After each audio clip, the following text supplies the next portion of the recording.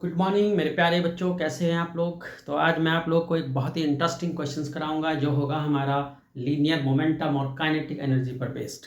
तो देखो, बेसिकली जो रिलेशन होता है लीनियर मोमेंटम और काइनेटिक एनर्जी में, वो पहले समझो आप लोग।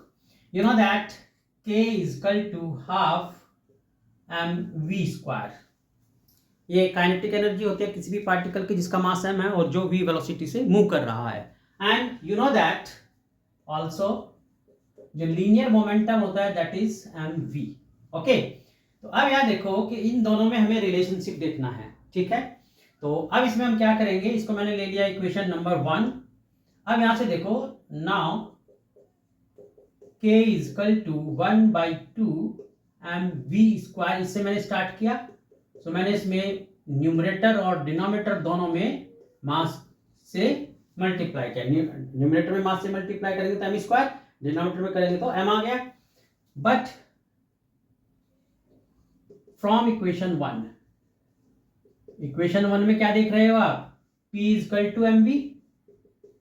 सो अब यहां ये वैल्यू पुट करोगे, सो k इजकल टू 1/2 mp²। तो कितना आ जाएगा रिलेशन हमारे पास, p²/2m। ये रिलेशन आ गया काइनेटिक एनर्जी और लीनियर मोमेंटम में किसी भी ऑब्जेक्ट की। अब इसी पर बेस्ड देखो मैं क्वेश्चंस कराता हूं आपको।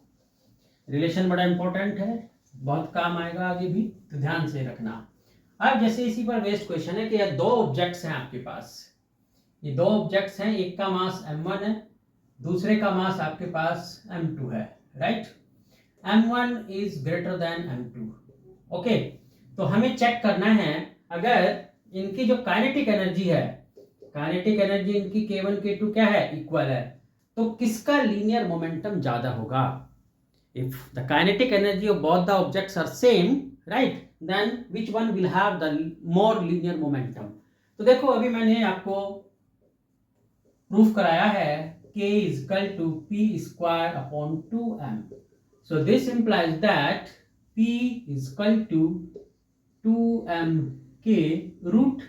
तो अब बोला गया कि काइनेटिक एनर्जी सेम है, right. So this implies that for given kinetic energy this is directly proportional to root of mass. So p1/p2 equal to m1/m2।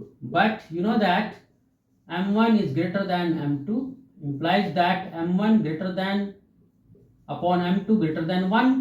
So this implies that p1/p2 greater than 1. So that is p1 is greater than p2। तो यानी जिसका मास larger होगा उसी का linear momentum भी ज्यादा होगा।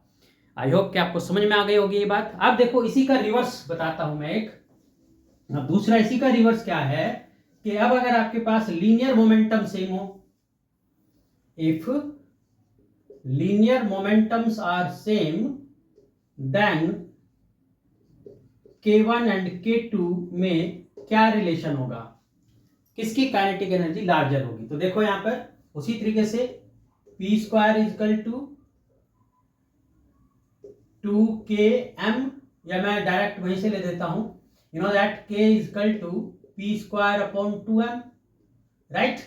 तो अब हमें बोला गया है कि लीनियर मोमेंटम सेम है दोनों के, तो यानी k is inversely proportional to mass for constant p। Linear momentum same है तो p कांस्टेंट हो गया, तो यानी k1/k2 is equal to m2/m1 and this is less than 1. So this implies that k1 is less than k2। यानी जिसका मास बड़ा होगा, राइट, जिसका मास बड़ा होगा उसकी काइनेटिक एनर्जी कम होगी। तो आई होप कि ये दोनों प्रॉब्लम्स आपको क्लियर हो गई होंगी। चलिए इन दोनों प्रॉब्लम्स का एंजॉय करो और मुझे अपने कमेंट्स भेजना। अगर ये लाइक और अगर ये आपको पसंद आया हो तो लाइक करना, शेयर करना और सब्सक्राइब करना, ताकि आपको सारी वीडियोस मेरी टाइम टू टाइम मिलती रहें। ओके, चलिए अपना ध्यान रखना, बाय बाय।